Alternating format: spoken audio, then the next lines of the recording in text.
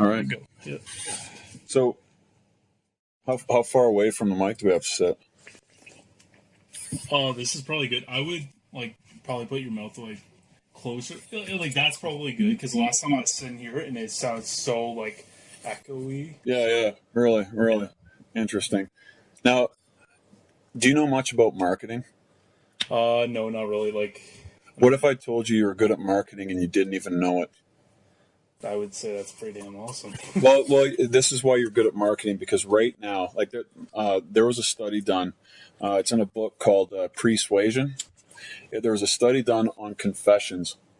So if I was a police officer and you were the perpetrator, if I was trying to get a confession out of you, we would go into a room like this, and we would be sitting here with your face mostly facing the camera. Right. And then we would wear you down until you finally confess. Now, most cases in a court of law, apparently this is what they say, this is what they claim anyways, most cases in a court of law where this happens, the person is found guilty even if the confession was false. Right. Do you know why? No. Because it's got to do with being the focal point. Focality. I don't know if that's a word. Focality. Being focal. Standing out. Yeah, I know what you're saying. Yeah. So what they found was whatever's focal is presumed to be causal. So because your face is on the camera and I'm looking this way to you, people will see you, the jury would see you, and they're more likely to think you're guilty because they see your face. Right. So if you had a good lawyer, according to this book, that would be one way to get off of the crime. Right.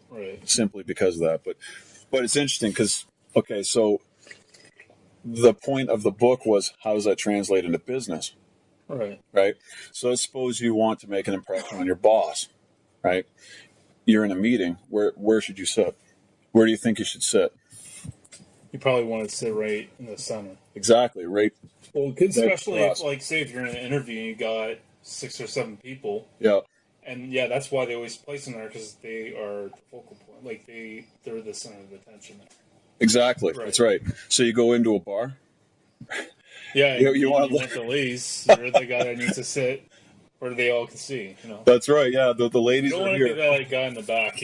No, that's right. But I'm just in the corner, I'm gonna get one tonight. But this is true though. And so right now, now that you know this, right? It's a scholarly book, right? It's true. So yeah, you can take it and apply it to business. If you want a girl to find you attractive, if you want your boss to listen to you, just make sure your face is the one being seen, and he'll take you more seriously. And that's going back to what you're saying about the whole marketing. Exactly, marketing yourself, right? Anyways, so I think I just took over the start of your show. That's all right, because you're my guest. Okay, yeah. Basically, I wanted to ask you a question before we started. And my question to you is, you're 23. Well, I'm turning 23 in December, okay, So you're 22. Right. By the way, see what I'm doing here? Yeah. See, I've got my arm strategically placed like this. Yeah, and your hands shaking a little bit. Yeah. Well, that's because I'm flexing, right? I was just doing that on purpose. Oh, but, nobody's going to notice that. Yeah, that's right. But I've got my arm strategically placed because now I'm trying to out-angle you. That's because I'm an armchair bodybuilder. Okay. Well. Yeah. So what I'm trying to do is I'll angle this way, right? Anyways, so that's right. But you're 22. Yeah. I'm 37. I've had a lot of living on you. Right. Now, I went to your Facebook page, and the very fact that you have this podcast, the very fact that you're into. I don't know if it's bodybuilding now, but you're training, you're fighting. Well, yeah, and I'm training the whole. I guess I don't want to cut you off there, but yeah, go ahead. The whole thing about the fighting, it's just I enjoy it, and I got my black belt in Shotokan. Yeah, and I'm not messing with you then. What's that? I won't mess with you then. Right. Go ahead. Outside, how about that? Nope. But this muscle's all useless. Yeah. Anyway, Well, I got my black belt in Shotokan, and then I stopped for many years when I was 16 because I just wasn't mature enough. If I was mature enough now, I probably would have stuck with it, gained the knowledge and everything. But I was 16 at the time, totally different mindset, and I stopped. Well, I think it was maybe last year, and I got added to the ATM boxing group, and I'm not going to go into it 'cause it's kind of like a private thing, like you obviously know, and I just kind of like we started boxing. And I didn't really like the whole boxing at first. I'm like, oh, this is kind of boring. I want to do takedowns, and we started doing that.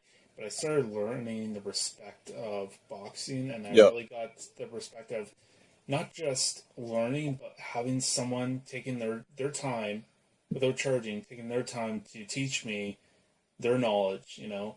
Yeah. And I mean, I don't want to compete, but I just love the art of learning, and I guess that goes to working out too. Like, it's not just working out that I enjoy. I enjoy every day. I'm learning something new. Like, I watch somebody do something. I'm like, really? Yeah. Like, I mean, I might go in there and some kid. I remember I was at the gym. It was maybe, I would say, 2 months ago. Some guy just joined, and he said, "Oh, like, are you sure you're doing it the right way?" I said, "Yeah, no, like, I think I do. I think I am." He's like, "Well," he's like, "Well, because my uncle showed me that," and I felt a little like upset because I felt a little offended because like this guy's first day at the gym, and he's trying to tell a guy that's been in the gym for like 2 years what he's doing, right? But then I kind of thought about it. I sat back and thinking, you know what? Maybe, you know, just because he's his first day doesn't mean, you know, I know more than him, or so it's always like that learning. He could have known already. Like, yeah, he could have known already. Yeah. So I really like the fact that when I'm working out, it's not just working out. It's not just learning to get big, but it's always something I'm always learning every time I'm there. What can I do to get bigger? What can I do this? Now, I mean, mind you, I do have thyroid issues, so until I get that fixed, I mean, it does affect your muscle synthesis. But other than that, yeah, like I just like the whole part. But, see, so yeah, and you've got this podcast you're doing now. Right. So basically, I'm going to assume my conclusions about you are correct. My conclusions.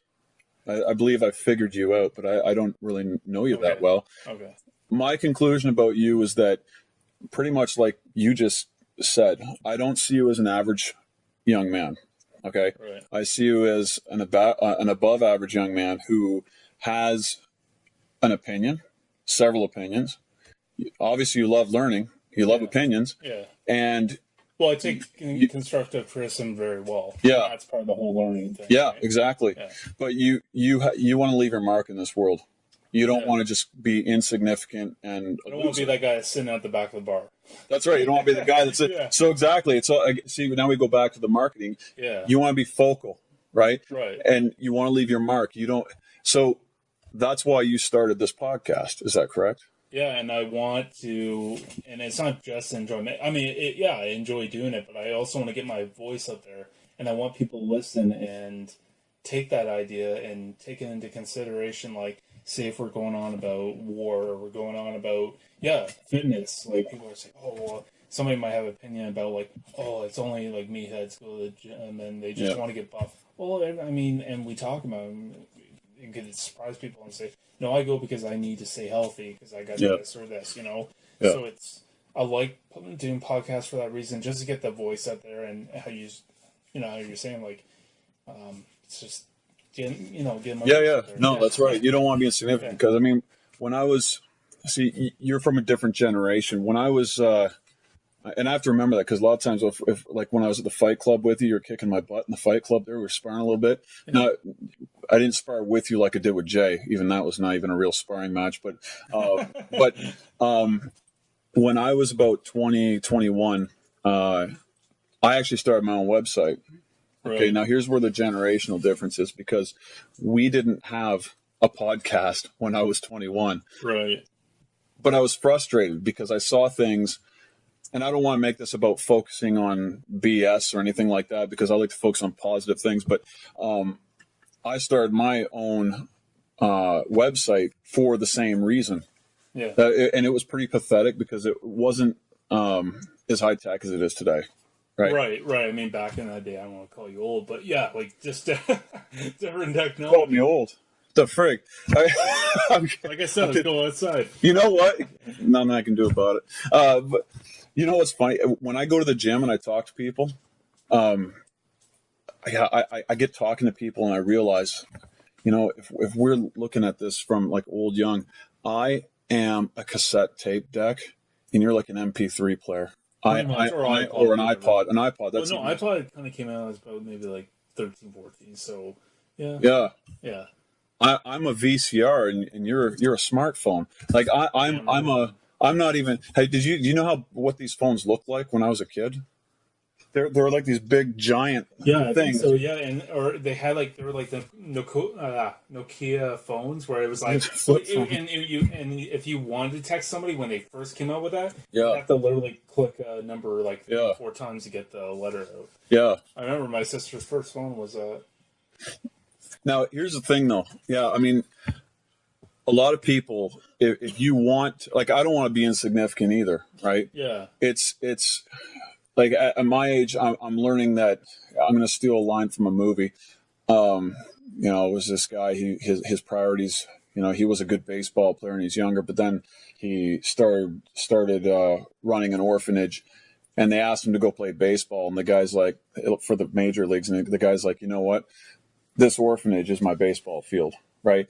And so for me now, my family is my stage, essentially, right? Yeah. But I don't want to be insignificant either, right? And so some people would call that narcissist, like narcissistic. Maybe we are a little bit, but it's the people that want to leave their mark. They don't want to be average. They're the ones that run the world. I mean, that's the way it works. Yeah, and I understand that, and I know what you're coming from.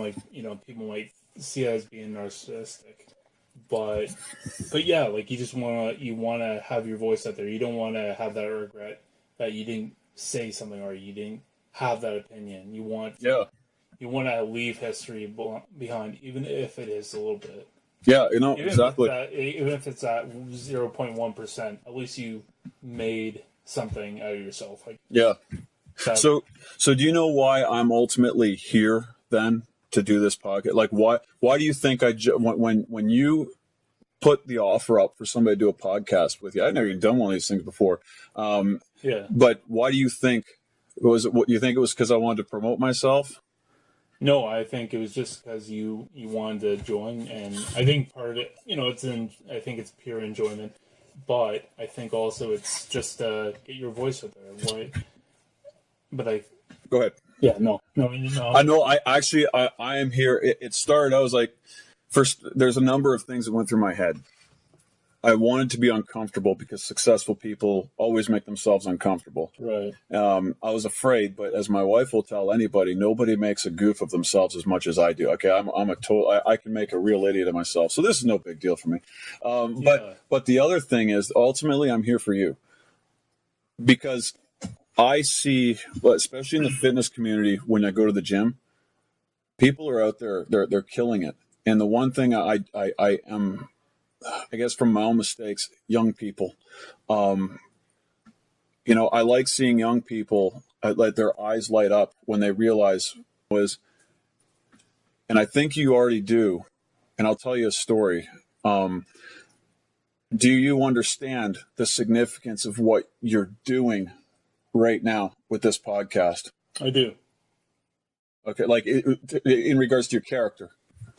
I'm sorry? In regards to your character and your abilities and your potential and,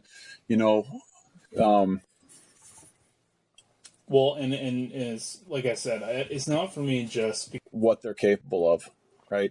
And in this case, it's more of I want to help confirm you in what you're doing, that this is not something that an ordinary person sets up and does. But what I also want to know, because I enjoy it, I just want to have that. I just want to have my opinion out there. I just want to bring that enjoyment to people. Yep. And I want to have a bit of that. I feel like, and I guess I'll go back if I can.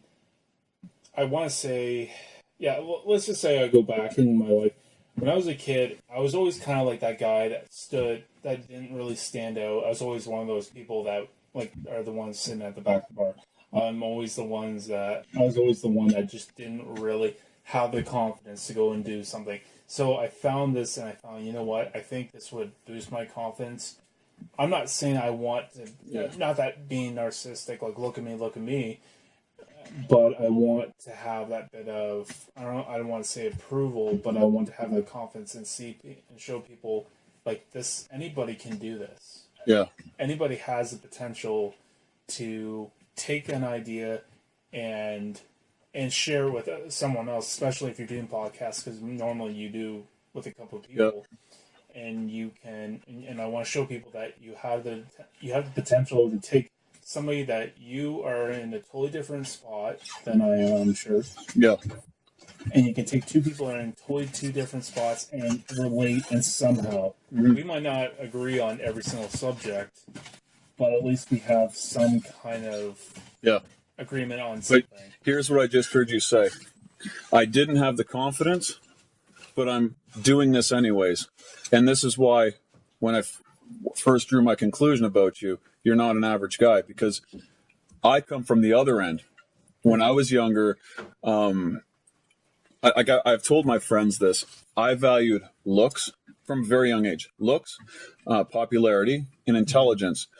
I had Coke bottle glasses.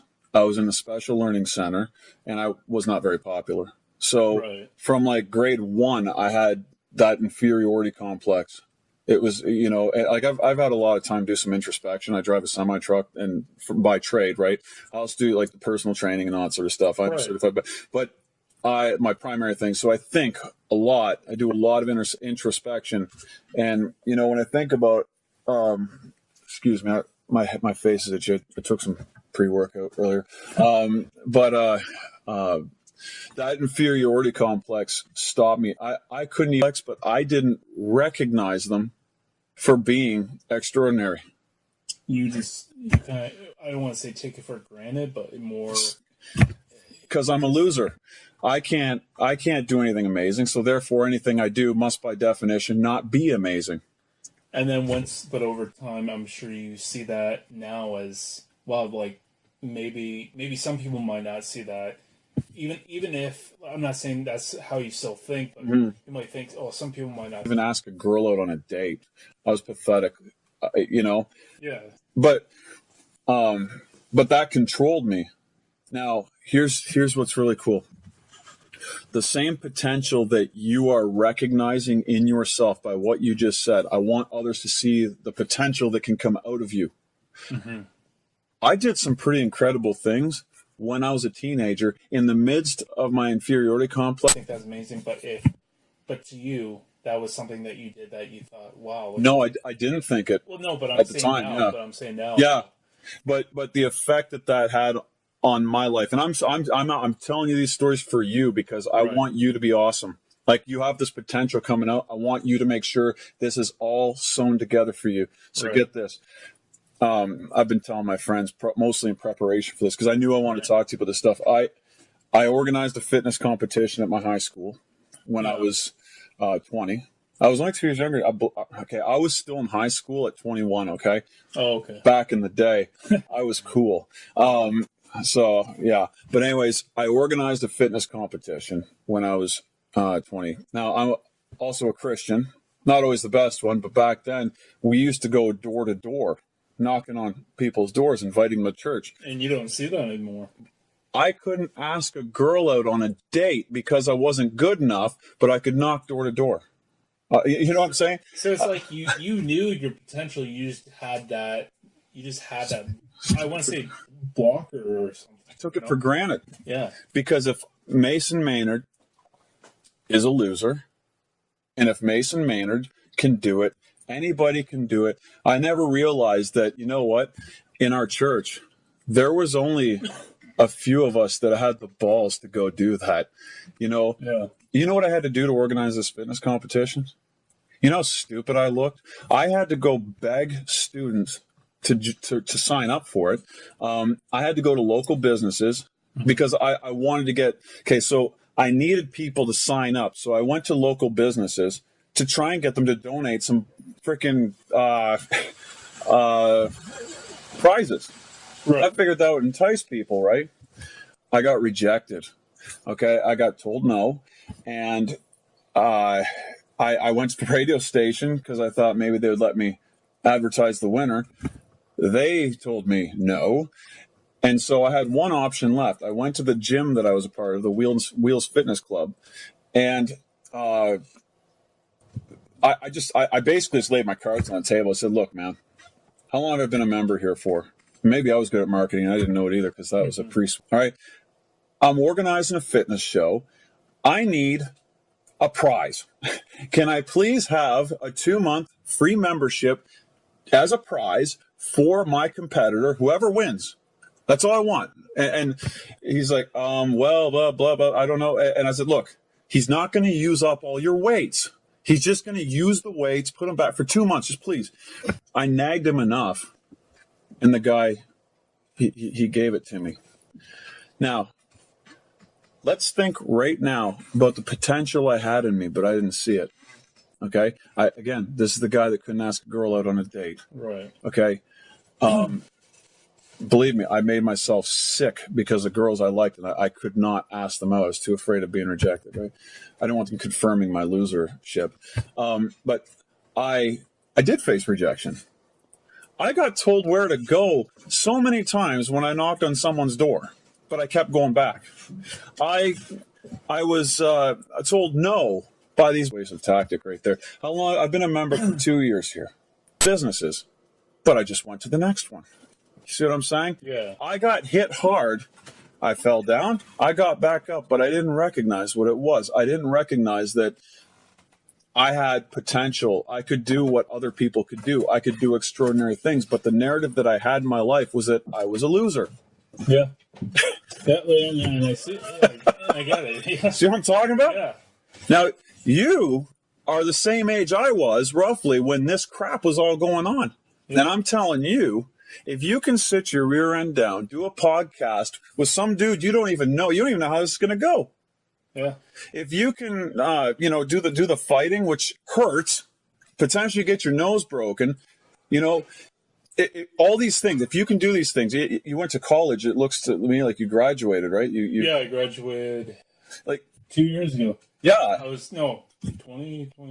I was 20. Was it easy? No. No, but you did it. Did you feel like going to class every day? Fuck no. Hell, no, you didn't. And so you go to work? Yeah. Yeah. You know how many people I know that would just sit on the rear end and not go to work? Oh, I'm sure. Did you work and go to school? Yeah. So you see, these are not things that everybody does. Go ahead. You want to say something? I know. And I had my mouth like, open. I was like, ugh. Go ahead. But yeah, and that's kind of like what you're going about. It's like you're trying to tell me that you see that not everybody is going to do what I'm doing right now, but you want me to recognize that that's something. It's something. Even if you might not see it as something, but I do. And I've recognized that it's something that it might not be the biggest thing in the world, but it's something I can say that I've gone to college. Yep. Sorry, I applied to college. I got into college. I was working while I was in college. I graduated. And I got a job in my field all in the same time. I don't think too many people that are getting out of school right now are getting a job in their field. Now, is that part of their fault? Exactly. And so that's what I want you to understand is that not everybody can do that. Not everybody can. I was telling my 12-year-old boy, I tell you about this kid. My daughter's usually the one that's a go-getter. Right. Okay. But my 12-year-old, he just did corn to tasseling. Yeah. And I honestly didn't think he could do it. Let me tell you the amazing thing. Now, you are a millennial, correct? Tip yes. Well, I was in 94. Okay. Yeah. Pretty close. Yeah, pretty cool. Your generation, okay, and I'm going to get back to my boy here in a second, but your generation is looked down on by my generation as being used. Maybe 25% of it is. Maybe they're just lazy, or they're I guess they're just lazy, or they're not into going for it. and then the 75% is just the world, you know. Like, Yeah. it's just not the same as it used to be. Yeah, you know? yeah. It's not like my dad, who got out of school in '88, got a full-time job within a year. Yeah. A year after. Like, that doesn't happen anymore. So what does this tell you then? In your character, you're a grinder, right? You grind for what you want. And You I think have grinded for what you want. Entitled, lazy, in a gross sense. yeah, in a broad sense. Yeah. But now let's. But what you're doing, okay? You're doing what my boy is doing. You, by doing this podcast, by grinding for your school, by all these victories you've achieved in your life, you should understand you can do anything you want. If you put your mind to it, you can do anything. You have basically taken all that doubt and you've shoved it up everybody's ass. Yeah. You know what I'm saying? Yeah. You know, because you know what? You're not going to accept that narrative that millennials are garbage. Yeah, like, I'm not going to take that and say, well, yeah, I guess, and even going back to what we were going on about, like, I'm not going to let that change what I think about all the things that I've accomplished. Exactly. I'm not going to say that, like, well, yeah, maybe I just got by on that. No, I'm going to say, well, no, I'm not like that. I'm not like that. I'm not lazy. I'm not going for anything. I've done this and this and this. Yeah. Meanwhile, I see all these people doing this. So, and that's just. The truth is, in all generations, you have people who stand out, who grind, and those who don't. Yeah, and you're gonna have the lazy people. You're gonna have the very successful. You're gonna have people that are trying, and they're getting there, but they're still trying. And then you have people that are struggling, but they rise back up and they do the good things. So you have all these good group of people. You have all these different groups. It's not how hard you can hit. So it's how hard you can get hit. Yeah. Keep moving forward. Yeah, Rocky. Yeah, I forgot that. I just made that up myself. No, I didn't. Bullshit. Yeah, that's right. Bullshit. That we don't do that here. There's no bullshit here. But my son now, see, he's a good kid. Like, I don't put him down all the time, but I talked to him the day before, asked him what he was afraid of. He said, I'm afraid of failure. I said, you know what? It's just learning. There's no failures. And that's a true saying. There's only experience. That's a true saying. But I said, just let me finish this story here. Sure. So the very first day he got excellent character. My wife will testify she's doing a good job raising those children. Right. But he's a little bit lazy. I find out kids are all different. We're all different. But he doesn't do a great job at home. But listen, let me tell you a story about this kid. So there's two ways you can deal with someone's doubt in life, especially if it's somebody that you respect. When they say it like me, I said to him, you know what? I just gave it to him straight. Your boss doesn't give a shit about your excuses. No. He doesn't care if you get sidetracked. He doesn't want to hear it. All he cares about is you can pull that tassel off that corn. You're doing the job that he pays you to do. That's what he cares about. If you're there to earn him money. Because if not, he says, well, goodbye, Bucko, you're gone. I got 20 more people to replace you. 20 more 12-year-olds waiting. But listen to this. He did the opposite of me. Maybe I was using reverse psychology and I didn't know it, but he took my doubts and he essentially shoved them up my rear end, because the first day of his corn, right? I talked to him before done. We took him out for a donut and a coffee. He didn't drink the coffee. But we got a text from his boss saying, well, he didn't seem to mind the corn. He did fine. He didn't whine too much. I said, that's awesome. He did a good job. Excuse me. And he said, we're going to try him out again tomorrow. We're going to try him out. Not that he has the job. We're going to try him out. And then so we gave him a pep talk. We said, look, buddy, this guy is trying you out. What you're going to do tomorrow, you're going to go in there. You know how to do your job now. You're not going to look to the left. You're not going to look to the right. You're not going to focus on the process of earning the money. You're going to fix your eyes on the money. You're here. You want to be here. This is your money. This is the corn. Focus on this.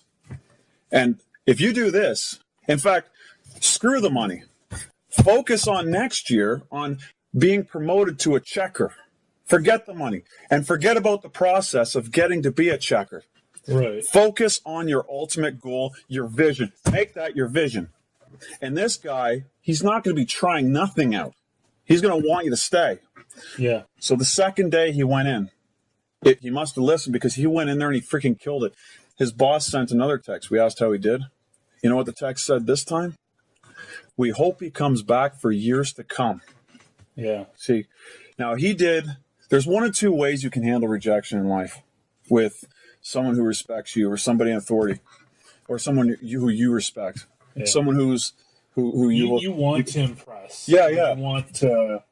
Yeah. But look, anyway, you can sit back and you can take up alcohol. You can whine. You can complain. You can make it your narrative in life that nobody loves me. Nobody. You know what I'm going to say. You can do such an awesome job and shove it up their ass. They might not even care. But you know that what you've done. You know what you've done, and if you know you've done a good job and you are true to it, fuck them. So what's your narrative then? I succeeded.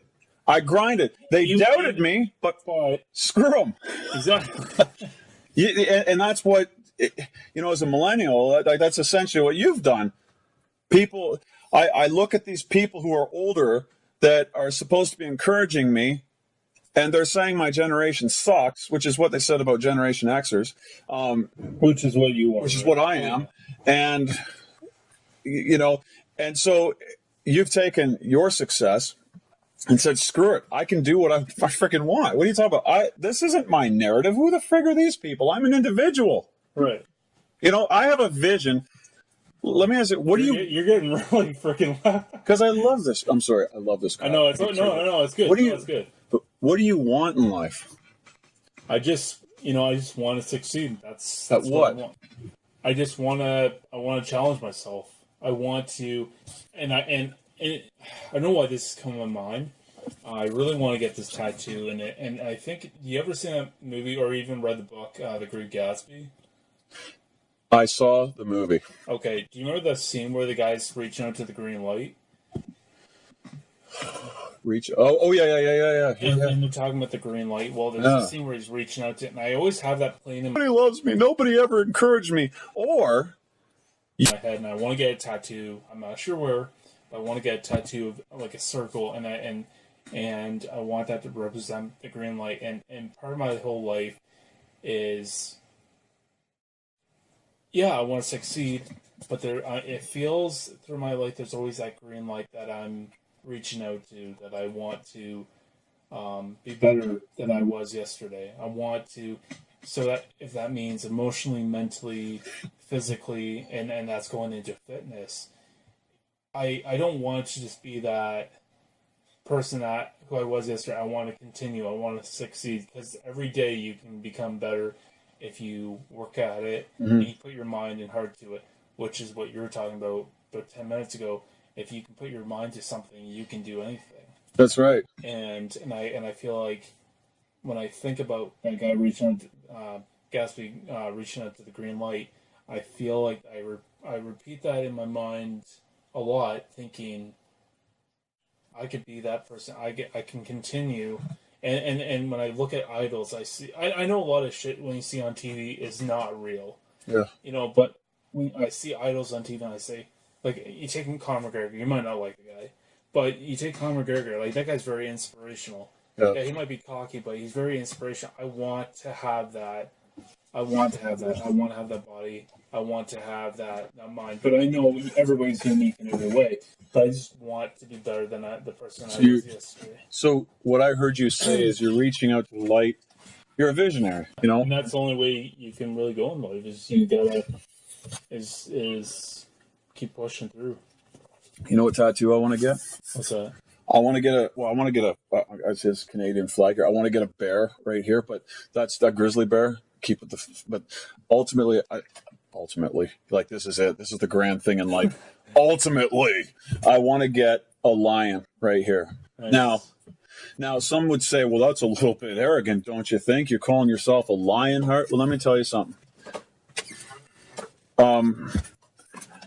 I've been through some serious crap, and I've been depressed. to a point where I thought I was going to die. I was begging for death. And one day, like I can't get into it too much because it's really, but it was my struggle, right? It was my struggle. I wanted to die. Just things can happen in your life, and you think you got everything figured out. You don't got it figured. But one day, like this went on for months. Okay, like let me tell you, I'll just give you a brief description of what I was going through. I was getting pains in my chest, and it was going down my arm. I probably had a mini heart attack. But I was begging to die. I was getting migraines. Now all of a sudden, I was getting the pains in my chest, and I was going to work driving 500 miles a day. I drive like 512, 518 miles. Yeah, like that's what you are. You're a visionary, and that's your narrative. You're a visionary, and so when someone, I'm a fighter. I'm a visionary. Right? Yeah. I'm going to succeed. That's my narrative in life. And when you're down, freaking when the carpet's ripped out from under you, think of all these victories you've got right now. And you say, you know what? I'm a visionary. And if one vision fails, I'm going to get a new vision. I'm just going to keep on striving. Exactly. Get enough. Yeah. Today I'm driving. I'm back like this. I'm and I did it the whole shift, and it was day in, day out. Okay. Mm-hmm. And I thought this crap would never stop. Okay, I thought I couldn't see anything. I thought I was dead. I thought I was done, and I was begging for it. But then one day, I was driving toward Columbus in my truck on my satellite radio that I'm flicking. In Ohio, right? Yeah, Ohio. Columbus, Ohio, where the Arnold Classic is. I'm going to probably hopefully go next year. I'd say hopefully. It's not definite yet, but anyways, I'm driving down there. I'm bummed out. I'm just like wanting this crap to end. But then I'm listening to. I just clicked on Joel Osteen. Oh, okay. He's a positive speaker, Christian preacher. Right. And he was preaching a sermon called "Dropped but Not Forgotten." Okay, so he gave a sermon about this guy, this obscure guy, and an obscure guy, nobody. Most preachers, they preach about the big people. He was preaching about some obscure freaking character. Yeah. He says this guy was dropped. He was dropped by his nanny when he was just a little baby, and for the rest of his life, he was crippled. But then when King David took over the kingdom, he killed Saul, he did not kill Saul. But when Saul was overthrown, King David took over. He was looking for anybody he could he was trying to change. Okay, now I'm going to give you the cash value in a second here, but here I was. Like I was in the dumps. Now I'm in the clouds. Okay, right. I'm looking at it from a different perspective. This is no big deal. This crap's gonna pass. Mm-hmm. Frick, every storm's got a silver lining. I mean, you sit here when you're beneath the clouds, it's raining. But if you go up in a plane, it's blue sky. Right. It's perspective. The storm is below. You want to look at it from a higher perspective. Pretty big arms you got there, by the way. You did that on purpose with the camera. But so I had to stretch. I gotta go back into work tonight. So. Oh, okay. Yeah. But anyway, so the perspective changed, and then all of a sudden my depression was done. Mm-hmm. I wasn't depressed anymore. Honestly, I didn't care about anything. I was like a new man. Just boom. And what happened there? I got a new narrative. So we're going back to this tattoo here. Yeah, right? Yeah. I got a new narrative in my life because all of a sudden I went from wanting to die to surviving. And we're going to come right around to fitness here. I'm just going to reach fitness. All of a sudden I saw myself, I am a survivor. Okay. Yeah. I'm a freaking fighter. Unify the kingdom. So he's looking for anybody he could in Saul's house to do something good to. Mm-hmm. And guess who he found? This young man, Mephibosheth, I think his name was. And so he went and got him, brought him into the kingdom, and he sat there at his table for the rest of his life. Yeah. So the point of the sermon was, this guy was dropped as a child, but he wasn't forgotten. Now, when God still had his hand on this kid, right? Even though he was just a cripple in a little house, God still has his hand on him. And for me to hear that sermon, I started crying, like in my truck, like a baby, because instantly at that moment, perspective, it changed. I am a grinder. I don't know too many freaking people that could have gone through this hell, this kind of depression, and kept going to work, kept putting their boots on every day and going to work. They'd have made the excuse, sat on their ass on the couch. Oh, I'm depressed. I need some pills. I didn't know. I didn't. I got my ass up. I put my boots on. I went to work, and I did it in pain. Now, so... Was it hard? Yeah. Yeah, it was freaking hard, man. Was it hard? Yeah, but you did it. I did it. Yeah. So you can do what, and when you perceive a necessity, I had to still provide for my family. Yeah. Nobody gives a shit how depressed you are. There's still things, and that's no different than, like anything in your life. Like, if that means, if you're at work and you're depressed and you're at work and there's things that you gotta do. For example, save my job and I'm supporting people. Yeah, I might be depressed, but your clients, I don't want to say clients, your people that you're supporting probably do not give a shit. Yep. Well, okay, I'm not. They don't. They don't. It's not their problem. They got their own problems. Exactly. Don't take the easy way. They'll say, hey? They'll take the easy way and say, okay, well, fuck this. I'm not doing this anymore. This is too hard. But if you teach your son, and I'm not trying to tell you how to teach your son, but like, if you're saying to your son, listen, if you can do this corn, you can fucking do any job. Exactly. Because corn tasseling is a fucking hard job. Sucks. I did it for fucking 3 years. And I mean, yeah. The first year I got fired because I was like 12 or 13. I just wasn't tall enough. There was a lot of issues. And I just wasn't ready for it.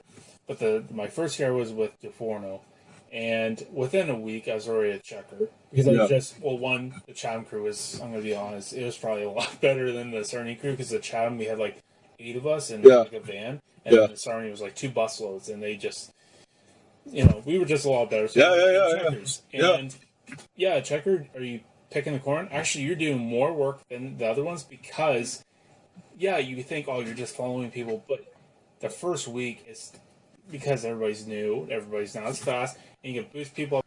I'm not going to say it like that, but yeah. So the people that you're helping are probably not going to care. Well, your coworkers are not going to care. Your boss is not going to care. Your boss's boss is not going to care. Nobody cares. And going back to what about your son, that what they expect is you do the job that you can do. If you're doing the best you can, that's great, and you just keep working hard. And even if you're feeling shitty, you go back in because there's always somebody that takes your job, and it's your job. It's your job, and you're getting paid to do the job. See like really quickly about the Lionheart is because I basically had new heart that day. I recognized a new narrative. Yeah, I'm mentally tougher than I thought I was, but regarding the job, my wife and I encouraged Justin, don't be one of they kept giving options for the kids to go home. I said, Justin, don't take that option. If you can still work, then start detasseling corn. Stay and grind, because that's what the average person will not do. And you got to do every person's line. So really, you're doing twice the work. Yep. Was it stressful? Yeah, but I said, fuck this. Am I tired of getting up at 6 a.m.? Yeah. Yeah, but I thought to myself, if I can get up at 5 or 6 a.m., work my ass off all day, I can do anything. And that goes in the job now. I have shifts. I work 7 to 5 today. Yeah, I know you probably work longer shifts, I'm sure, as a trucker. About 12. 12. Yeah, okay, so not that much longer, but the job I had today, I had 10-hour shift, which, but the field I'm in might be a little bit different than yours. Yeah. And getting up at 6 a.m., it still sucks. Yeah. But I could think about it, and I said, when I was like 15, 16, I was doing that and picking tassels all freaking day in the hot sun, which I do love the sun. Yeah. Getting a nice tan. And I look back to that, and I always can look back. It's like nostalgia, maybe. Yeah, nostalgia. And nostalgia. Sorry, I had to. Those are, and it'll just be continuous. It'll be a continuous cycle. Exactly. And you'll continue thinking that, and you're not going to get to what you want. Where if that's getting a girlfriend or making more friends or getting those buds that you can have a cool one with. Yeah, exactly. Yeah. So, like, if you continue, and I'm sorry, I keep cutting you off here, but and that's kind of what it is. Yeah. Well, actually, the mind and reality of my son Justin. I sat him up. He likes magic. He would like to do magic. Okay. And I said, okay, we do vision boards. I don't know if you've ever done a vision board. You write down what you want on a chalkboard, what it's going to take to get there. It's your goals, all the goals. Well, so Justin, I wrote down, a magician is the ultimate goal. Okay, so he's going to be a magician. Yeah. Then I wrote down, to be a magician, you need props. To get props, you need money. To get money, victories, though. Yeah, there's a victory. Yeah, and I can look back and I say, you know what? You're tired, but think about all the shit that you've done. Why fucking give up now? Yeah. Why fucking, if you've done all that shit, this is nothing. That's right, exactly. There's nothing you can't. I'm gonna say there's nothing you can't, but within your realm of possibility, there's nothing you can't do. And the funny thing is, realm of possibility. Every time, and this sounds really, I don't know, like it's something off a motivational speech, but I find it true in my life. You push yourself. You're like, I can't go any further, but then you do go further, and you find, well, that limit wasn't true. This was all here. Yeah, your brain. Yeah, I love telling people, like, okay, when I tell somebody that your mind creates reality, this isn't me saying this. This is people who are visionaries. These are people I choose to listen to, and if I say this to my church crowd, not my best, one of my best friends here who's probably listening right now, but other people, what they assume is that I'm saying, name it, claim it, blab it, grab it. No, that's not what we're talking about. We talk about the mind creating reality. It's just a fact. If you have a narrative in your life that you're a loser, you're probably going to live like a loser. Well, exactly. And that's like, if you think people aren't going to like it, well, I'm not saying that's how it's going to be, but like, you're going to, every time you see somebody. Definitely, you need to corn to tassel. Yeah, you need a job, and your job is corn to tassel. So I said, if you do not corn to tassel, you're not good. Yeah. You will not get the props. Yeah. If you do not get the props, you will not be a magician. Do you see why you need to do this corn to tasseling right now? And once you get that into a kid's mind, yeah, it's like, wow. Like, it's almost like you don't want to make the person feel stupid, but really, like, if I was told that at 13, 14, I would have been like, 12, I would have thought, shit, this makes so much sense. Yeah, I think a lot of parents don't. I'm not criticizing any parents because I'm not a parent yet, but I don't think a lot of parents see that. They just say, "Dude, kid, go to work. There's no, exactly. There's no, because a 12-year-old, 13-year-old mind or brain is not, the frontal lobe's not fully developed. Yeah. The decision making that. She's like, well, you could do it in 8. What if we tripled them? You could do it in 4. I look over at my wife. I said, Lori, what do you say? You know, like, if we do this crap's going to be hard, man. I'll tell you, this is going to be hard. And I got to get some fucking done. No, you're doing it. No, because you know what it is. We're like bouncing knowledge bombs off each other right here. But my wife, I looked. I said, this is going to be hard. This is going to freaking hurt. This is going to be hard on our family. We're going to have to really work hard to get this crap together here. But we can do it. I asked my wife, can we do it? She's like, yeah, barely. Okay. All of a sudden, boom, vision. The reasoning is not totally developed there. No. But when you provide it, you provide that knowledge there, it helps them make sense, because a lot of parents just say, no, you need a corn task because you need a job. Yeah. But why do you need a job? Why? And then that's what kids are like, well, why? But they don't tell them. It's like, because you need to work. Because you need to work. And they don't get that. And then that's why when they're... That's why they go home when they're offered the out. Yeah, and then when they're... yeah. And then when they're... when they're tired and they're... Oh, fuck this shit. I'm going home, guys. That's right. And they do it with a British accent just like that. I'm going home, guys. Yeah. But no, it's true because, see, Justin had a vision. Boom. I want to be a magician. So guess what? Going home early is not going to get him his props. So when they offer, hey, you want to go home early? I like to think that in his little mind, because the culture we're trying to create in our house, I like to think in his little mind, he's like, going home ain't going to get me my props. That's not going to get me my vision. What the frig would I go home for? You know, and so he just stays and goes. See, without vision, what the frig is the point of working? Yeah. Let me tell you a story about my life right now. So I'm gonna I'm going to tell you a story from my life now, just a little one. For the most part in my working career, now this is for you. Okay. Because I want you to get a hold of this. Seriously. I would do the bare minimum at my job. I'd try to work 8 hours, 9 hours. I would never maximize my day. I would never stay there because I really had no point.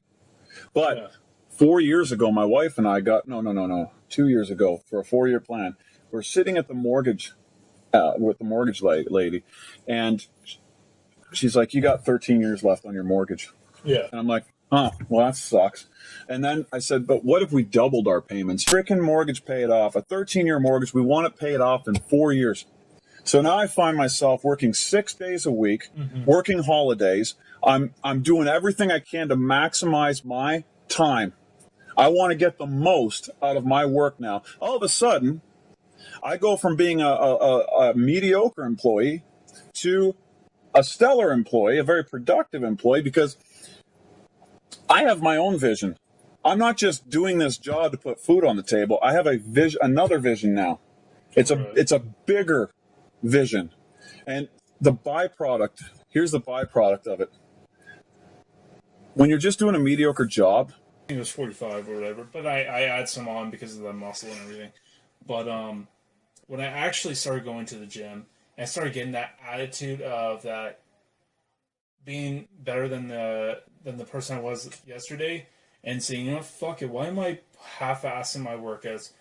I can, I started surrounding myself around people that were go-getters and people that said, Luke, like you can really get big, but you gotta be like. It's easy to whine about your boss. It's easy to say, oh, if he doesn't pay me enough, but you don't want to do above average work, right? You want to get paid a lot, but you don't want to do anything more to earn Exactly. it. Yeah. And so that goes out the window because all of a sudden you're not really worried about your boss anymore. You got your own life. You're not relying on your boss to provide you a pension. You're not worried about that crap because you're going to get your own pension. Yeah. And you're going to do whatever it takes to get that pension. You're going to advance yourself. And so all of a sudden your circle of friends change. And the people that I surround myself with, hopefully they're listening to us here. I like the way I did that. I looked over there and I saw my arm and I'm just like, hopefully they're listening to us here. Yeah, and they're like, you're skinny. If Sean McIntyre's listening right now, he's probably like, Mason, I wish I was there. I'd freaking pop a bicep and make you look stupid. Of course, if Dwayne Crosby's listening, he'd probably be like, I'll pop a bicep, make you both look stupid. They're freaking huge. I know, they're not just fucking huge, but he finally took a close-up picture. He's got like one little like snake vein. Yeah, it's a snake. It's like, shit, man. That's weird though. You look at his fucking arms. You think he already have but it's not just about the. We'll get to that. Okay, yeah. What were we just talking about here? Yeah. Oh yeah, your circle of friends changed. No, I did. Yeah, that's what I did. Your circle of friends changed, Joe. But anyways, and the people you want to hang out with are go-getters. And I'm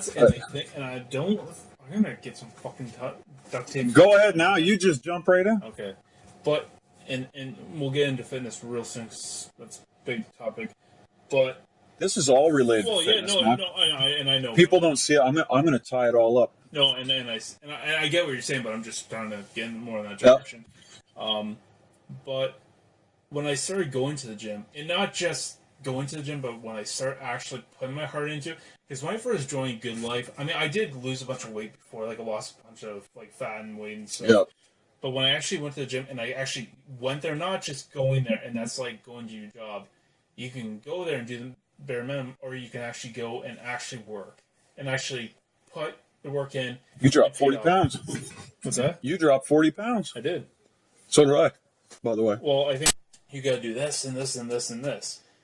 And, and over time I listened to that. I said, you know what? Fuck it. You're right. I stopped hanging out with people that did the bare minimum. And I'm not saying they're bad people. No, they're not bad people. They're just not. They don't have maybe they don't have their vision yet. Maybe they don't, that the potential, exactly. They haven't seen it yet. And that's why I enjoy spending time with people that are a little bit older than me, because they have that Believe it or not, influence matters, and there's plenty of social experiments that will that'll prove that. But you'll find you hang out with positive people. Like right now, how do you feel in this conversation? Do you feel like I just feel. putting a gun in your mouth, or do you are Oh you yeah, like fuck yeah. I'm going to go to Where's my work? gun? I'm going to go to work tonight. I'm going to freaking kill it. Like I mean, maybe I'm not. Obviously, I'm not going to be where you are mentally because I'm just not. That's just not how it is. yeah, but you're already 17 years ahead of where I was at Yeah, your age. and yeah, that's what I mean. Like I am there, but like I'm not going to be. You get what I'm kind of. No, I get it. You're maturing. We're all maturing. We're all at different Yeah, stages in life. and when I started hanging around people, and that's also the reason why I got into the boxing, the MMA stuff with Jason and everyone was because it wasn't just the enjoyment; it was also the when he pushes us during our workouts. He's not just doing it because Yeah. might as well. It's because it's pushing you to not just do the bare minimum. It's pushing to get better and better, and he sees that, and that's why he does it is to get us better, and getting our cardio better, getting our whatever we get better. So that's why I started changing who I hung out with, and that's why I stopped going to the bars with the same people. Because do I want to be that person that is just gonna, that's gonna drink every weekend and not get anywhere, or am I gonna be the person that will have that drink once in a while to enjoy it, but that will help avoid losing, or that will. I'm not being rude. I'm listening to you. I'm going to No. punch something up because we're talking about the gym now. Yeah, but that will help me lose that last bit of fat and gain the muscle. Because if I drink, I know I'm going to feel like shit. Yep. I won't go to that gym the next day. Versus if I don't drink, I'm going to be able to go to the gym the next day and work it. Versus not going and regretting, like, oh, I feel like crap, I can't go. And then the next day, I feel bloated. And I feel like I could have gone and got that extra, say, that arm day in. Yeah. So I can't find it. Never mind. So that chain, and it's a chain reaction. I feel like it's almost like kind of like a butterfly effect, almost. You know what? I saw the movie Butterfly Effect, but yeah, it was interesting. But I think it's a little bit different from that. But yeah, like obviously I'm not fucking having a nosebleed and I go and change shit Yeah. or something. Yeah. But I think it's a bit of like if I never started listening to people saying, "Hey, you can push yourself in the gym," I wouldn't have gone to that. I wouldn't have gotten bigger, and I wouldn't have hung out with these people that put me into who I am today. Mm-hmm. And I mean, part of it I think is growing up, but also it's just that chain effect. It's your influences. Yeah. Your influences. Within 5 years, you are your influences. Yeah. Personally, I think I want a Friday night off. But you're not average. But I'm not that average, and I know I can either be that common person that's gonna be like, oh no, I feel like having a Friday night off. But what really, after I'm doing this, after we're done, what am I gonna do for the rest of the night? I'm gonna some idea. You could talk about fitness. You could talk about work. You could talk about this.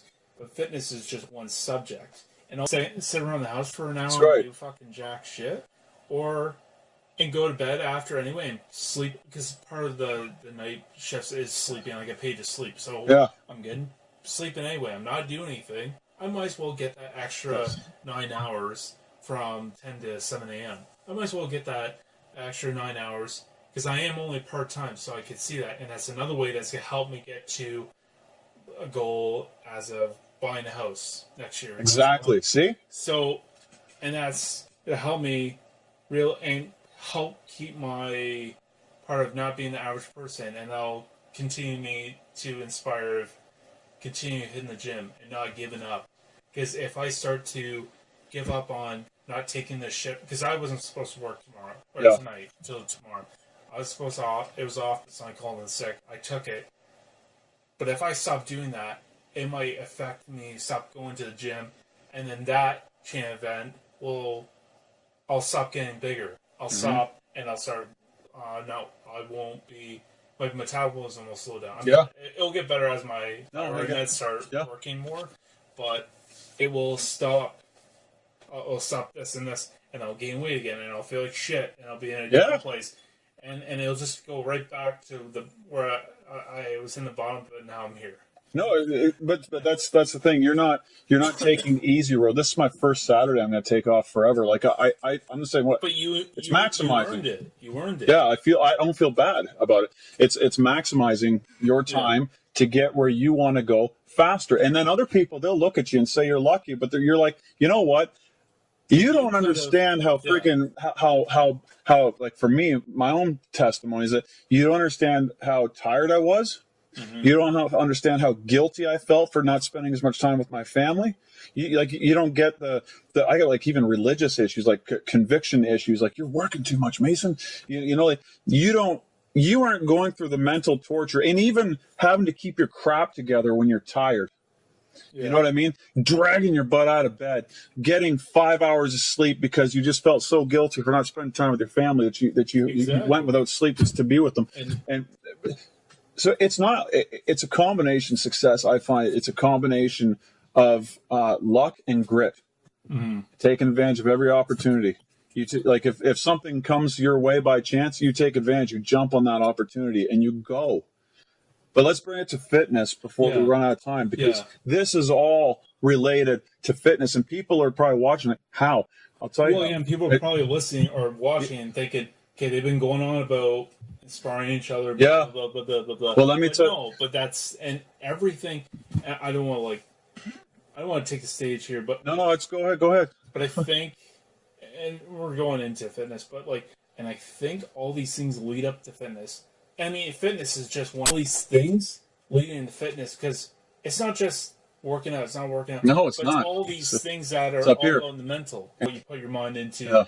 Yeah. So fitness. I'm glad I let you talk, because fitness is just like, for me, bodybuilding, doing a show, grinding it out in the gym, is just one more thing for me to look back on and say, you know what, you did this, so you can do other things. Yeah. So, for example, having been through a horrible depression, man, here's my bodybuilding regime when I was doing it. Everything kind of went into a climax when it was getting towards showtime. Okay, I had to work out more. I had Matt Sterling train me for my bodybuilding. He's like a world champion, WBFF.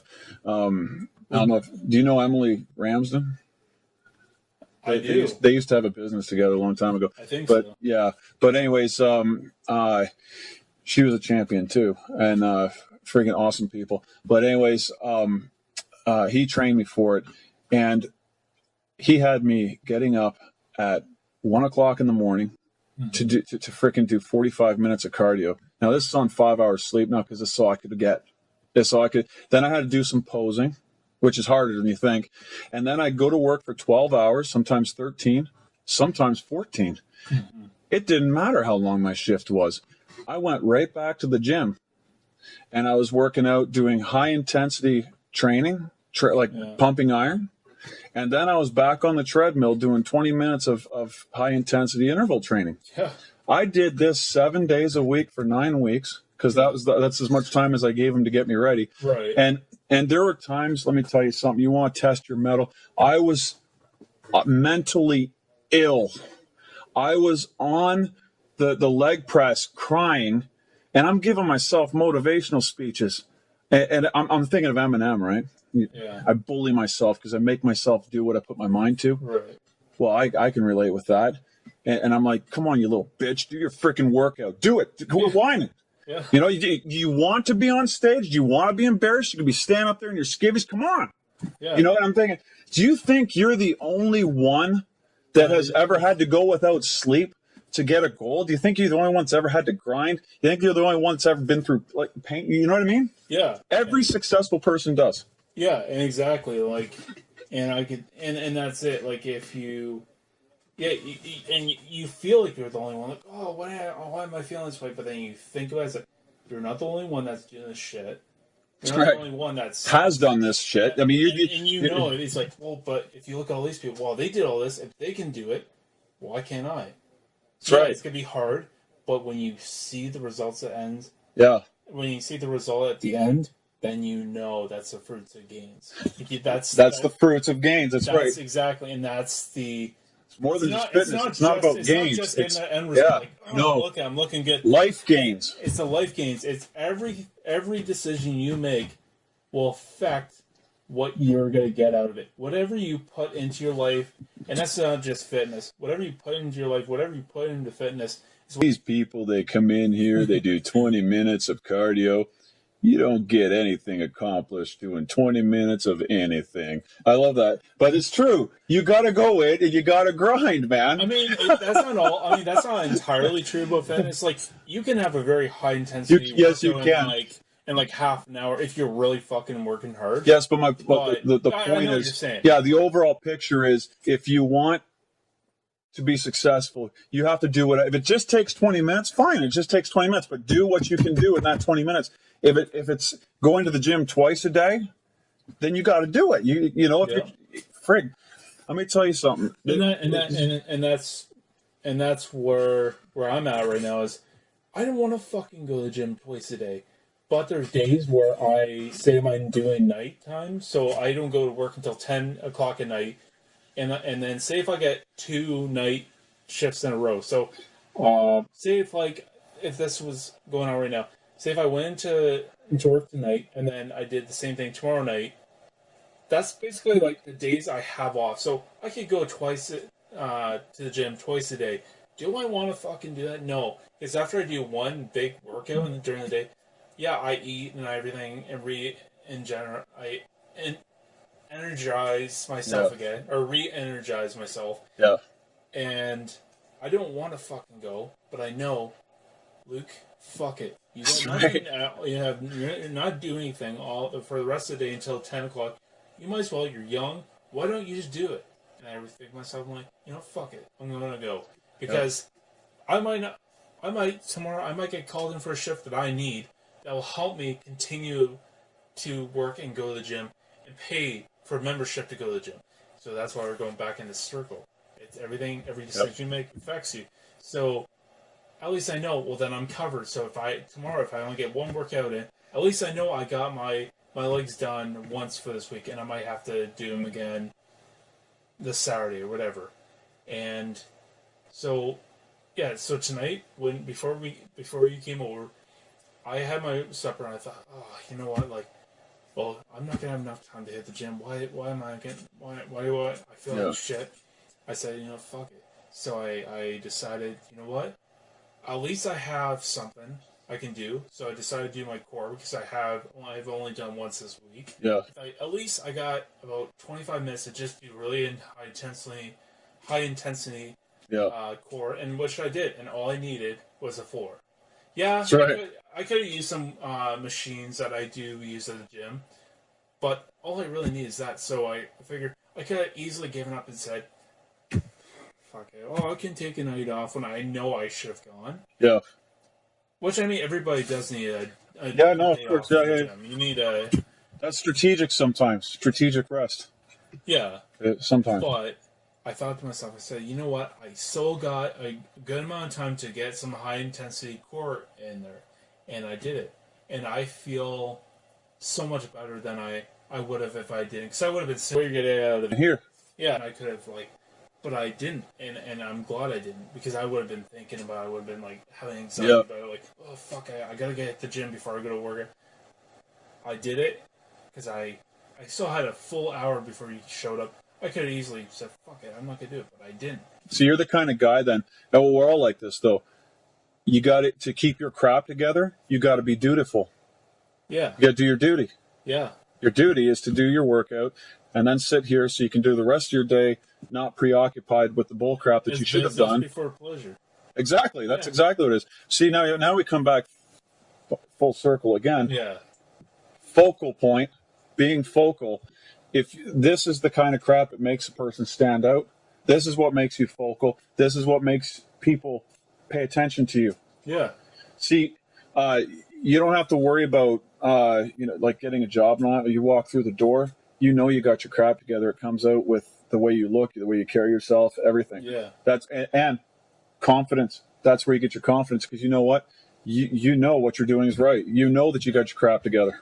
Yeah, I mean, and my girlfriend tells me I do. So There you go. yeah, That's a good gauge. yeah, and she talks very highly about me. Her parents do too. Like, and when I get that, like, I don't. I'm not trying to sound cocky, but the fact that when you hear that your spouse's parents I guess love me, but they really like you, Yep. it makes you feel like, and it makes you think about all the things you accomplished. It's like, because I did all these things, and I love this that we're talking about this, because I graduated high school, or yeah, I guess high school, went on to college, and got into fitness and started losing weight. Now, because I mean, she could have liked me if I was 50 pounds heavier, and I was a muscular adult. But because I decided to get healthy and quit smoking, now I'm not smelling like ashtray, and I quit, and then I started working out, and I lost weight, so I'm looking a lot attractive physically. Yep. And that changed my attitude about myself. Now, because I did that, and then I got a job in my field, which I'm making good money, and I'm also taking shifts, so I'm working lots and making money, so I can provide for things like my car. Now and then, if I didn't have my car, it would have been harder to meet her. Yep. Going out to meet her, and I might not have the chance to. So all these things, and now because I'm with her, and now and because she's a person that makes me happy about myself and her, I think all those things, because I've done all these things, that's the result is her parents really like me. Yeah. For the person I am. And if I didn't do all those things, maybe that it could change the outcome. Yeah. So I'm blessed that I've done all these things. I'm blessed that I go to the gym every day, almost twice a day. Yep. Yep. You know, while I have the time to do it. No, that's right. That's right. So I'm glad that these things happen. So, you know, like, that's why I push hard at the gym. That's why when I'm having a shit day, yeah, everybody's got to have a crappy day at the gym. Yeah. I mean, like I said, I'm going back to like my thyroid meds. Yeah. Once they're really like, what's my thyroid level? I'll have an easier time building the muscle. That's why I'm having an issue right now. But I'm not gonna let that. I'm not gonna let that stop me from doing that last press or that 10, those 10 more reps. You know. Like, yeah. I'm gonna continue, even if I know that it's gonna be hard. I'm gonna continue doing it. It's like, either I could think about it like, well, fuck it, I'm gonna just wait until the meds are once my thyroid's level, and then I'll do it. No, I'll just continue to do it anyway because it keeps me in the mindset. Use it as an excuse, right? Yeah, exactly. Yeah, and that's the difference I see actually in the gym between people who get results and people who don't get results. The people that get results, they go in there and they grind. You know, they got they're methodical. They got their freaking meals planned out. They're in there working hard, and they're not just going in there just lifting weight. You know, they actually have a plan, and they're actually working hard to implement the plan. Exactly. But let me tell you something. I'm getting tired. I was thinking how I can't. The conversation's gone pretty cool. 4 years ago, when my wife and I. Like, there's been amazing things. Like I said, we were for the most part mediocre, didn't understand. But 4 years ago, that's when we really started, 3 or 4 years ago, to think about these things, think about our influences in life and who we were listening to. And we started changing our influences to be a little bit more positive. And amazing things have happened since then. Mm-hmm. My wife, who were sitting around one day, she took up traveling by herself. Yeah. Now, she would never have thought that she could do it because being married, well, you're supposed to do things together. But we broke those rules. We said, no, that's not how we roll. So we were sitting on the couch one day. I'm like, what do you want your story to be when you're 50? Because she was like, I feel guilty. You're not going to go with me. I can't spend all that money. I said, yes, you can. I'm giving you permission right now. Spend the money. And she said, and believe it, we put, we're going to have $36,000 on our mortgage this year. In 2 years. That's with her traveling. So you talk about maximizing. Yeah, this is a gift to her. But anyways, she's feeling guilty about that. And I said, just, if you want to do it, do it. And she's like, I don't know if I can. I said, well, what do you want your story to be when you're 50? When you're 50 years old? Do you want to be that person that could have done, or could have been? Or do you want to be that person that did it and said, I am that person now? You can talk about it. Now, you can talk about it, yeah. She did it. She does it. And she's completely changed.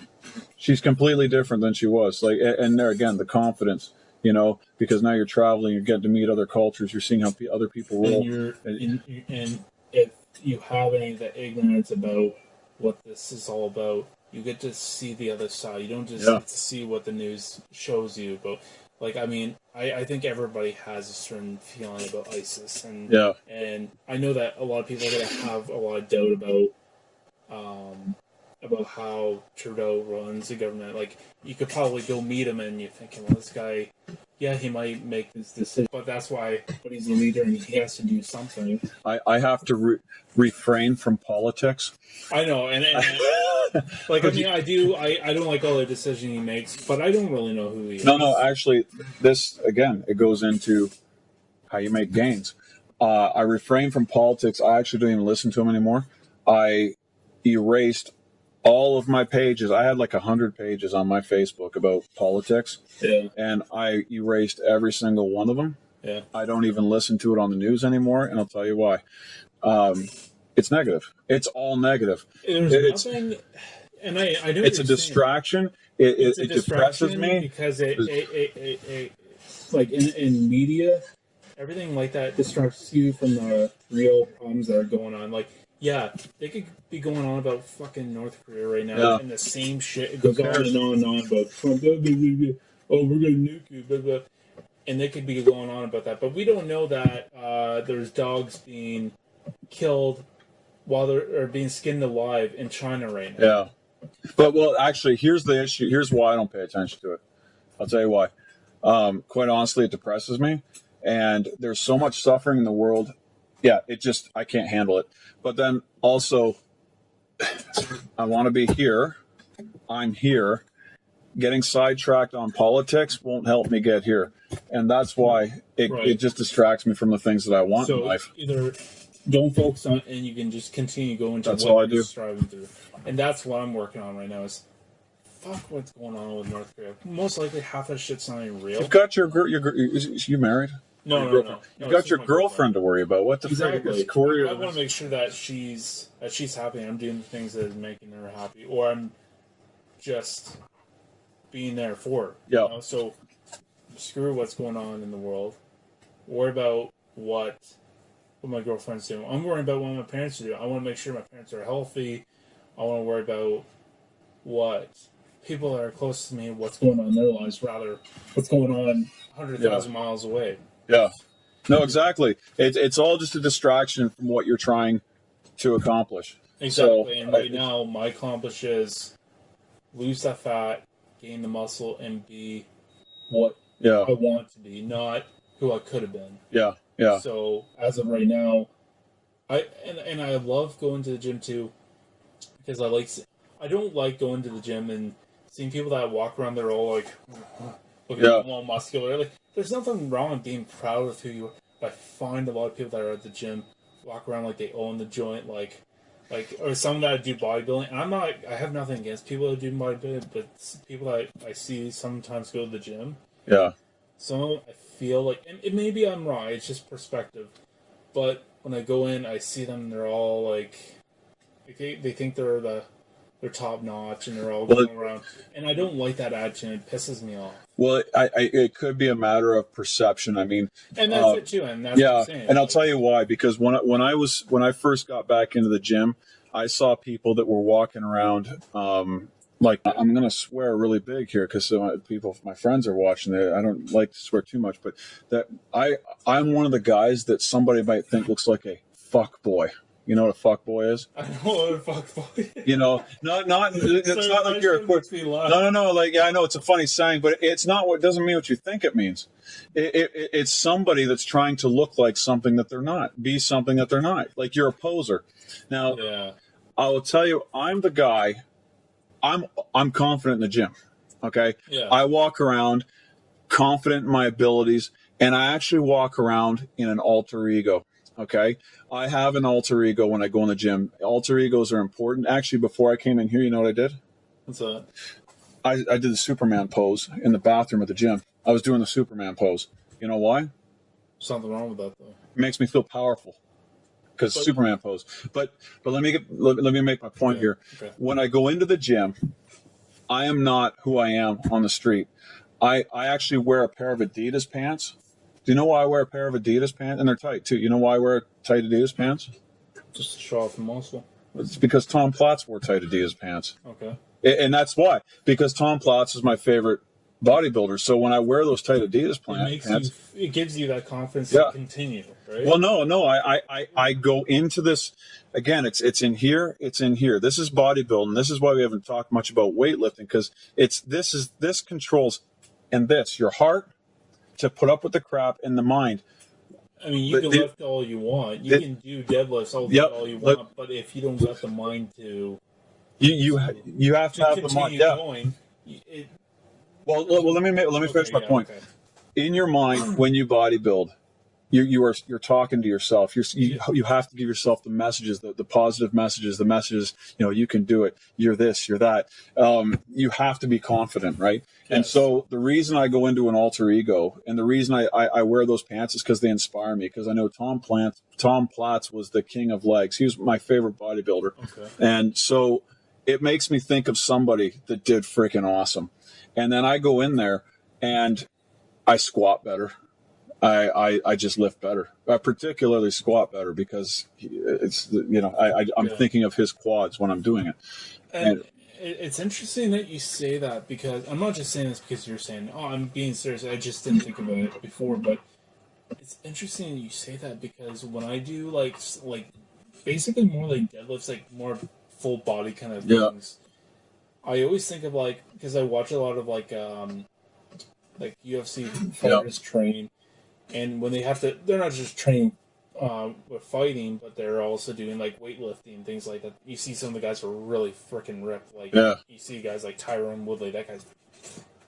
But when I think about doing the lifts, I think about I kind of have a vision almost of when I see them lifting, I see, you know what, I could be like that guy if I continue to, it's weird, and I think if I'm thinking of the same thing you're thinking when you're doing it, and then you almost it's like what you're saying. I just the background, I just focus on doing that, and I realize after I'm like, yeah, I got it. Yeah, exactly. And why don't you take a picture of them, put it on your wall, right? Have a vision. This is what I want, kind of what I want to look like. And you put that on your wall. It's just visualization. Yeah. It's powerful what visualization can do for you. Absolutely. And it all goes back to the mind and the heart. See yourself lifting it before you lift it. Exactly. The beautiful thing about deadlifting and squats, I don't know. It's weird when I do the deadlift, just feeling my body all work together to this one harmonious lift. I love the way it feels. I love it. Yeah, that's why I love deadlifts. I'm not a big fan of squats or free squats, but I love deadlifts. There's something about it. I didn't like it before, and then I started doing it once. I was like, you really should try. I'm like, I don't want to. That goes back to being that somebody that I could have been, or someone that I could be, and I decided I want to be that person. And I wanted to continue to grow, and that's what I did. And ever since I've done deadlifts, and squats too, but deadlifts especially, I just feel like I got more of that, just that full strength of the body, like full body strength. Like I'm gaining a lot more of it, and it's not like I'm lifting a lot more weight, but I just feel like I got more of that, I don't know, endurance. I feel like I got more of that. I know I still have more fat on me. I know I do. I still have that little bit of fat on my stomach. I know I still got. I have. It's funny because I used to have a bit of a gut. Now I pretty much, that gut's gone. I just got that fat that I gotta lose. But that's okay. Yeah. I'm not worrying about don't worry about anybody else or any of that stuff. I'm not worrying about how I'm gonna look. Because my girlfriend thinks that I look damn fine. I mean, do I want to be muscular? Yeah, I do. But I'm not worried about it. I just want to worry about getting the workout done and focusing on being better every single time. You know what? I could care less about... It's just one thing I learned about doing a bodybuilding show. I really don't care about being shredded. I feel sorry for... I'm sorry. I know there could be somebody listening to this because I know they're shredded, but I I feel sorry for people who do stay shredded because if you're too shredded, it's not healthy to begin with. But then also it's just, I know what you're doing. and I enjoy being able to eat a pizza every now and again. I enjoy my McDonald's milkshake every now and again. And I also know what it took for me to get shredded is what I described to you with my training. Yeah. I don't have time for that crap, man. I don't got 7 days a week to work out. I got a family. I got my wife. As I said, they are my stage. It's not a bodybuilding stage. It's my family is my stage. I mean, it doesn't mean that you're not working hard at the gym. It just means I'm working terribly hard at the gym, but it just means that you have another. It's priorities. Priority, and that's okay, as long as you're working hard to work for that priority. Well, here's the thing.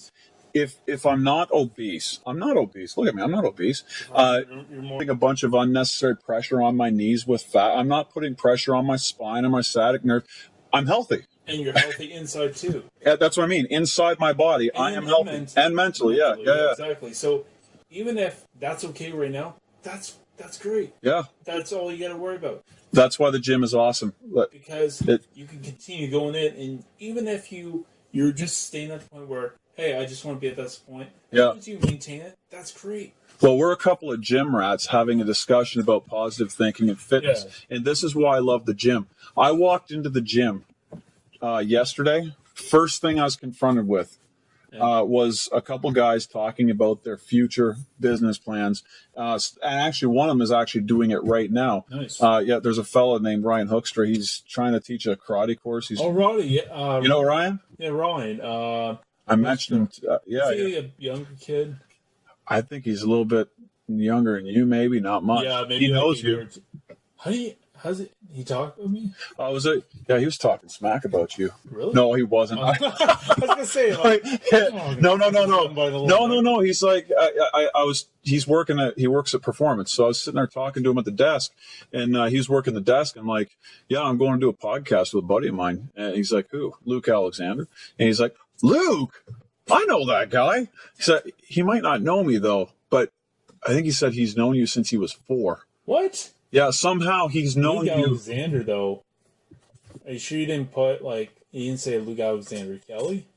I said Luke Alexander because that's what you had in your thing, but he knows you, or Luke Alexander, whatever. But he said he knew who you. Well, maybe I read it right off my thing, Luke Alexander Kelly. But he knows who you are because he looked at. Picture? You have a picture of him? I might. I don't. You know what? I don't even have Wi-Fi. But he said he knew who you were because he saw your picture. Okay. I held it up, and he knew who you were. Maybe he knew who you were. So I think I know what you're talking about. He does karate. He does karate or taekwondo or something. But he's been doing it for like 8 years. And he's actually, I think he's black belt. He told me he was black belt, and But regardless of who he is, that's the kind of crap you're confronted with when you go to the gym. It's people who are go-getters. Everybody's like, for the most part, they're trying to get themselves more fit. And then you get delving a little bit deeper. Like my trainer, Matt, I watched him say one day, I'm starting up my online training again. Right. The next thing you know, I'm watching him expand this thing into a juggernaut. You know what I mean? Like he's methodically building this business. Yeah. And let me tell you a little personal story here. One day I was driving. This is what got me back in the gym. Okay. My wife calls me up. She says, Mason, I don't think it's right I'm keeping you from bodybuilding because you know what? You were into this before I met you. It's not right I keep you. That was 3 years ago. I say, really? Do you know what you're saying here? Yeah, I do. Okay. So that day, the sun started shining on me. I as soon as I got back to the yard, I went over to Performance. And this is weird because, see, this fellow away, and I hadn't been a member of a gym. I'd been working at home. I hadn't been a member of a gym for like 10, 15 years. Right. Actually, since Lori and I met, so 12 years or 9 years. Sorry, 9 years. I hadn't been a member of a gym. And I'm walking down the hallway, and I go in there. They show me around, and I walk out, and I see him sitting on a bench in the hallway. Yeah. And it was like, this dude is still huge. He has not stopped, but it was like he's like an animal, man. Yeah, I was like, holy frick! But there's that at the time, anyways. going into the gym for me is like, it was like going home. I was like, these are my peeps right here. This is where I shine. That's why I walk around like a boss when I'm in the gym, because that is it's like the one thing in my life that I feel really confident at, that I know what the frig I'm doing in there. And it's like going home. I wrote a poem about when I was a teenager in school. And it was like this passionate poem about bodybuilding. And you know what got me out of it? What's that? Mostly what got me out of bodybuilding, there's a couple other things, but I allowed a bad experience. So this is why he continued, I didn't. And my cousin continued, I didn't. I allowed a bad experience with a trainer to turn me off to the whole thing. And I also allowed some of my friends who told me bodybuilding, well, not my close friends, but others in my circle told me bodybuilding was sinful. So I listened to these people. Again, I got sidetracked from what I wanted to do. Yeah, and when that happens, it's you forget about why you're doing that goal, or why you get sidetracked from, and you forget about what the goal you want. You're caught up in all this shit. Excuse me. You're caught up in all this stuff, and it's like, wait, what am I trying to do here? Yeah. So it's like when you're talking about the news, you don't want to get caught up in what's going on. I don't know whatever America's doing now, but like you don't want to get caught up in all the news, because then you forget. Oh shit! Wait, what am I doing right now? What am I trying to work for? You want to get back to that goal. You want to. Yeah. No. Look, there's one thing I can say to you: value your dreams, value your life, and value the people that you're around too. No, well, I mean in a different way. I mean, when you see other people, they've got their own thing they're working on. They might put what you are doing down, or they might say what you're doing is wrong, or it's immoral, or whatever. No, see, I value what I'm doing. Mm-hmm. I know what I'm doing is right. Nobody's going to tell me otherwise. I'm not going to listen to it. I don't have to debate myself. I had somebody. You just don't let other people what they're. Don't let them steer you. Yeah, exactly. Everybody is entitled to their opinion. Someone could say to me, like, I think fitness is a waste of time. Okay. Yeah. That's what you think. And then I might think what they're doing, say they're selling tires. I can say, well, for what I'm not, like, what I'm saying, so, like, I'm not going to let somebody stop me from what I'm getting. I'm not going to, just because somebody's my friend, I'm not going to say if one of my friends says, yeah, fitness is a waste of time. Yeah, like, okay, fine. That's what you think. Okay, but I'm not going to, just because they're my friend, I'm not going to just stop doing what I'm doing to impress what they want. No, that's right. And if they don't like it, well, fuck you. You're not. I find to be a leader, you have to, in a sense, walk alone.